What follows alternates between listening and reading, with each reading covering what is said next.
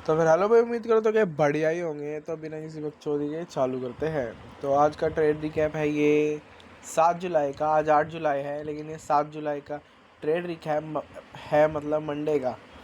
तो सबसे पहले तो आ जाते हैं मैंने कौन कौन सी ट्रेड्स ली लंदन और न्यूयॉर्क में।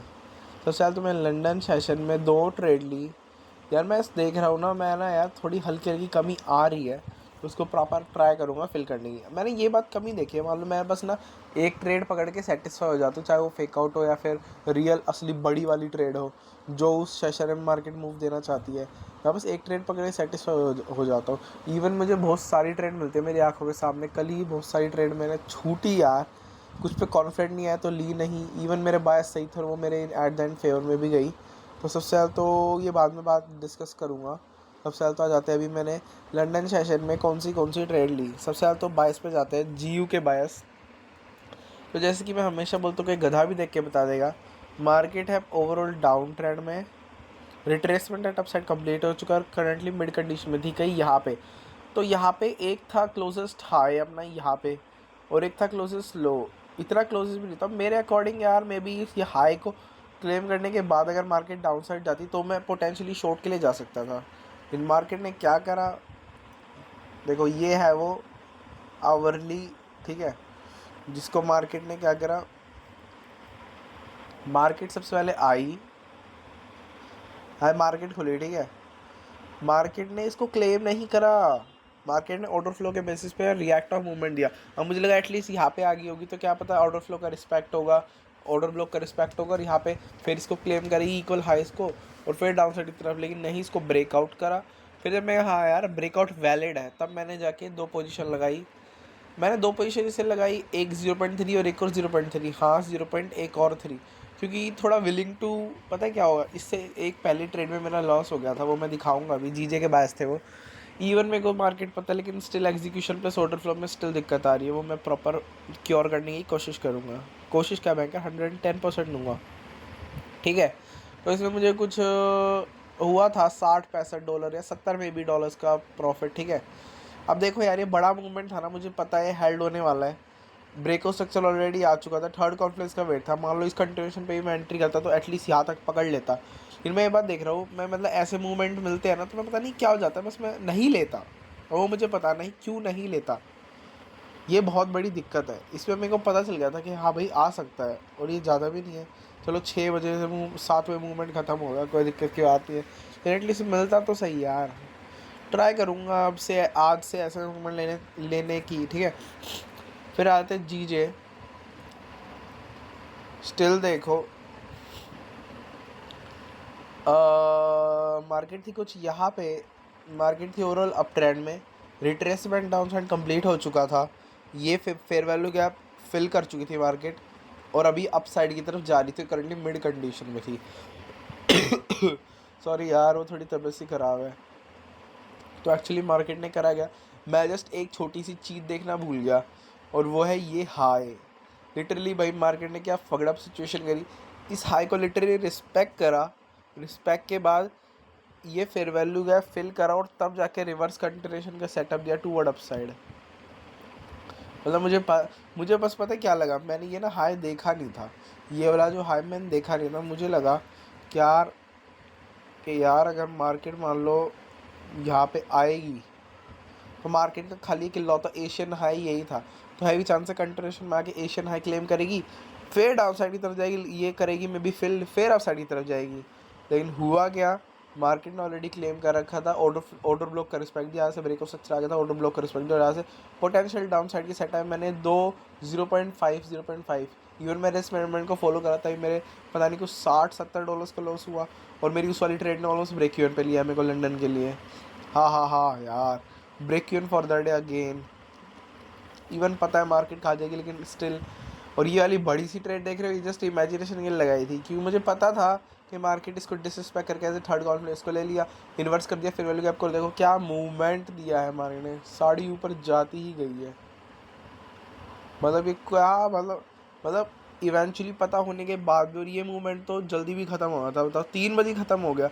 मैं वाली पोटेंशियल ट्रेड पकड़ सकता था अगर मैं चाहता तो, लेकिन वही है यार, पता है ड्यू टू फियर तो मुझे पता नहीं ओवर ट्रेड का खतरा लगता है कि यार मैं कहीं ओवर ट्रेड ओवरलोड साइड कर दूँ, उससे से मैं डिसिप्लिन में मेंटेन रहने की ट्राई करता हूँ। लेकिन यार अगर वैलिड ट्रेड और जेन्युइन ट्रेड अकॉर्डिंग टू मेरे सेटअप मिल रही है ना, तो मेरे हिसाब से मुझे पकड़नी चाहिए। और ये तो मेरे वैलिड टाइम पे भी ख़त्म हुई है एक्चुअली। तो ये मैंने 1 मिनट के बेसिस पे लिया था कि 1 मिनट का ब्रेक ऑफ स्ट्रक्चर आ गया, और उसके बाद फिर यहाँ पे आके कंट्रेशन में स्मॉल ट्रेड मिल जाएगी। दोनों मैंने यही सोच के लिए थे, ठीक है। तो यार ये भी फक्ड अप सिचुएशन ही गई। मेरे को ध्यान ही नहीं रहा कि यहाँ पे भी एक वो है, एक high market reverse retracement potential setup दे सकती है। रिस्पेक्ट करा भयंकर बड़ा दुख आया मुझे, मैंने हट यार, आंखों के सामने सेटअप होते हैं बस यार, ईगो या पता नहीं किसी ना किसी चक्कर में तो रह ही जाते हैं, ऐसे हंट होते हैं या फिर ऐसे इतने प्यारे प्यारे मूव मिस होते हैं मेरे से। अब बात आती है मैंने जियो में कौन से ट्रेड लिए। डिट्टो सेम सिचुएशन जियो में, break even for the day New York session में। तो एक्चुअली हुआ क्या,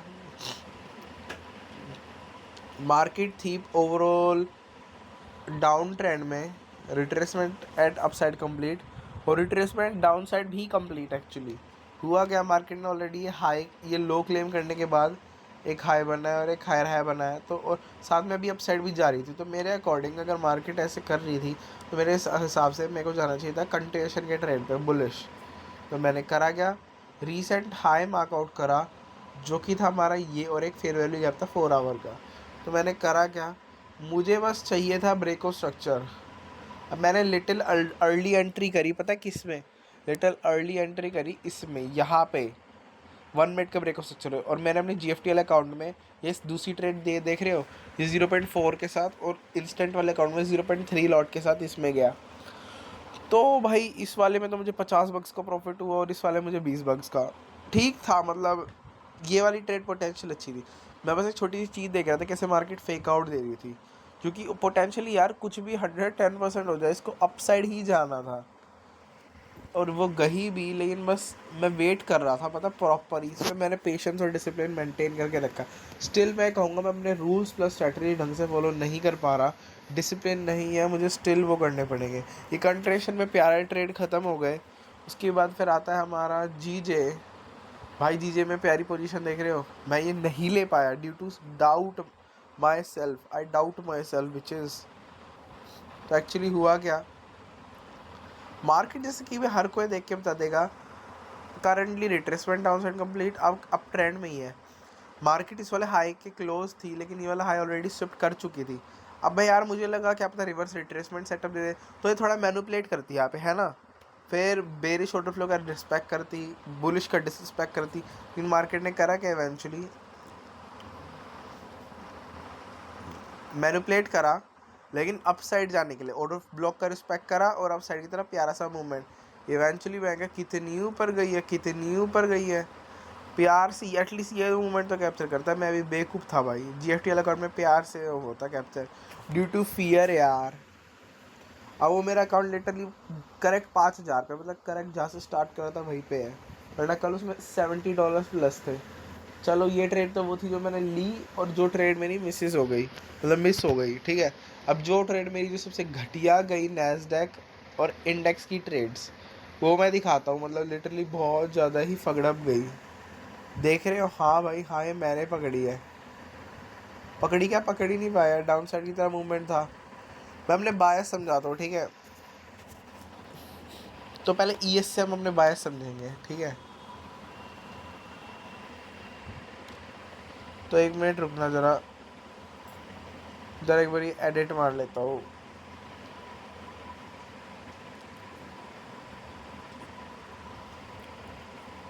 तो एक्चुअली हुआ क्या मेरे साथ, मैंने अपने ओवरऑल बायस डिसाइड कर दिया, सिंपल यार। मार्केट है proper retracement down side already completed, plus में मार्केट अभी अप साइड की तरफ और मिड कंडीशन में है।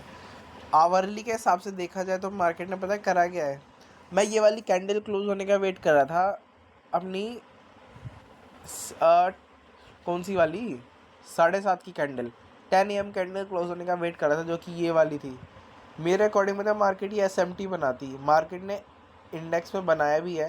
मैं क्या सो रहा था कि मार्केट ना यहाँ पे देखो क्या कर रही है, जस्ट एक पोटेंशियल सेटअप, ये मार्केट यहाँ पे ऑलरेडी मैनिपुलेट कर चुकी है, लंदन का रिवर्सल है, तो एक न्यूयॉर्क का कंटिन्यूशन आना था।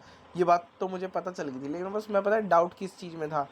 चलो मैं इधर से बेरिश मैंने देख लिया, लेकिन मैंने एक बात देख ली, बायस हमेशा मान लो लंदन मैनिपुलेशन मतलब मैनिपुलेशन कंटिन्यूशन और रिवर्सल के ना हमेशा बायस डिसाइड बढ़िया ही होते हैं। ठीक है, तो ट्राई करो इस पर बायस डिसाइड करने की। जैसे कि ये लंदन का रिवर्सल था और न्यूयॉर्क का कंटिन्यूशन, तो एटलीस्ट या इन लोज तक तो मैं शॉर्ट पकड़ सकता, लेकिन मैं गधा।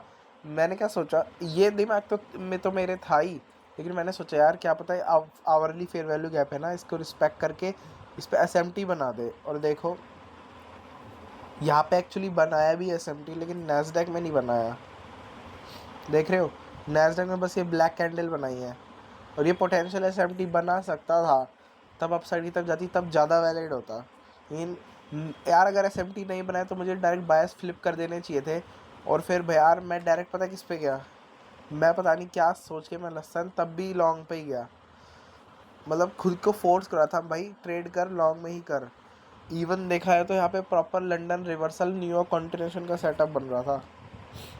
और यहाँ पे देखा जाए तो देखो इधर कर दिया इसको ब्रेकआउट, और इसको कर दिया थर्ड कॉन्फ्लुएंस। मैं एटलीस्ट देखा जाए तो 1 मिनट के देख रहा था, ओ भाई 1 मिनट के वो बन जाएंगे अपने एसएमटी, तब यार तब भी फगड़प। ये मेरी सबसे बड़ी गलती थी ओवरऑल बायस के हिसाब से। ये पता, ये सारी चीज़ पता कब देखनी चाहिए, 1 मिनट का एसएमटी, 1 मिनट का ब्रेकआउट स्ट्रक्चर, जब मान लो लिक्विडिटी शिफ्ट होगी हो या फिर तुम किसी साइड जाने पे कंफर्म हो। अब मैं बैंकर कंफर्म ही नहीं था, मैं सोच रहा था इस फेयर वैल्यू आपका रिस्पेक्ट हो जाएगा, लसन हुआ ना, ब्रेकआउट स्ट्रक्चर आया मेरे इंडिकेटर ने, ना ब्रेकआउट स्ट्रक्चर दिया, ना थर्ड कॉम्प्लेट, तो मैं लॉन्ग गया क्यों, मेरी सबसे बड़ी ये मिस्टेक थी। ठीक है, मैं ट्रेंड के फ्लो में ट्रेड नहीं कर पाया, सबसे बड़ी मिस्टेक।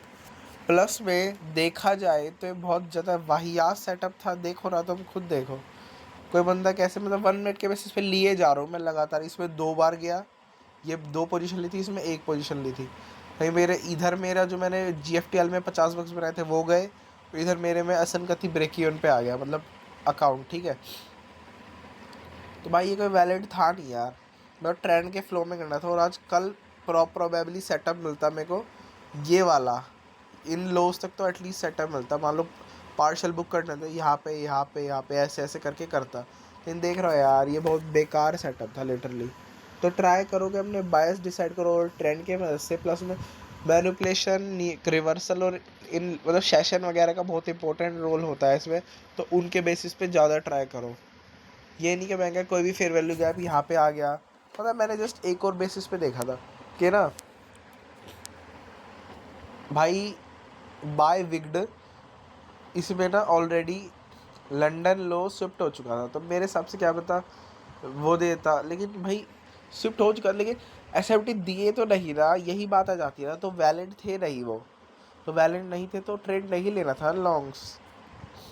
इवन मैंने लिया पोटेंशियल न्यूयॉर्क कंटिन्यूशन का सेटअप मिलता, मैं पता अगर पोटेंशियल सेटअप में अब अपनी बेवकूफ़ी को ध्यान में रख के अब सेटअप लेता ना, तो पता मैं किसका लेता, मैं लेता ये वाला सेटअप, यहाँ पे ऐसे इतना बड़ा नहीं, इसको यहाँ तक मान लो फर्स्ट टीपी यहाँ पे, सेकंड टीपी यहाँ पे, भाई मेरे सारे हिट होते मेरे, देखो यहाँ पे 1:8 रिस्ट्रीवर्ड, क्रेजी रिस्ट्रीवर्ड बैंकर।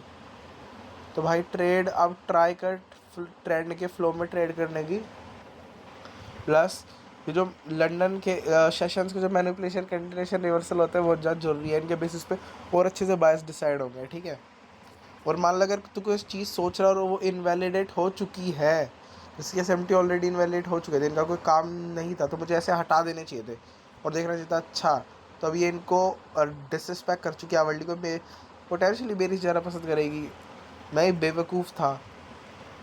प्लस में भाई प्रॉपर स्ट्रेटजी फॉलो कर, प्रॉपर सिचुएशन फॉलो कर, सारी अपने रूल्स फॉलो कर, मस्ट है भाई ये सारी चीज़ें। ठीक है, बस यही थी ऑलमोस्ट, मैं कह सकता हूँ कल break even for the day गया। स्टिल मैं कह सकता हूँ कि मुझे और प्रैक्टिस की ज़रूरत है, प्लस में कंसंट्रेशन की ज़रूरत है, मुझे अंडरस्टैंड प्राइस एक्शन करने के लिए टाइम चाहिए, और टाइम प्रॉपर मेरे को लेना चाहिए। ठीक है, बस यार मेरे हिसाब से तो यही थी मेरी कल की गलतियाँ। मैं भयंकर पोटेंशियली ट्राई करूँगा, 110% ट्राई करूँगा कि मैं अपनी सारी चीज़ फॉलो करूँ, ट्रेड के फ्लो में ट्रेड लूँ मेरे भाई। मान लो किसी को डिसरिस्पेक्ट कर देता है और वो लौता रीज़न हो उधर जाने का, तो भाई बाय फ्लिप करने का अच्छा मौका है। ठीक है, तो भाई आज की वीडियो यही ख़त्म होती है। लिटरली मंडे थोड़ा फगड़े गया, लेकिन ट्राई करूँगा थोड़ा और अच्छा करने की। तो ठीक है भाई, उम्मीद करता हूँ। ठीक है यार, चलो फिर बाय यार, पीस।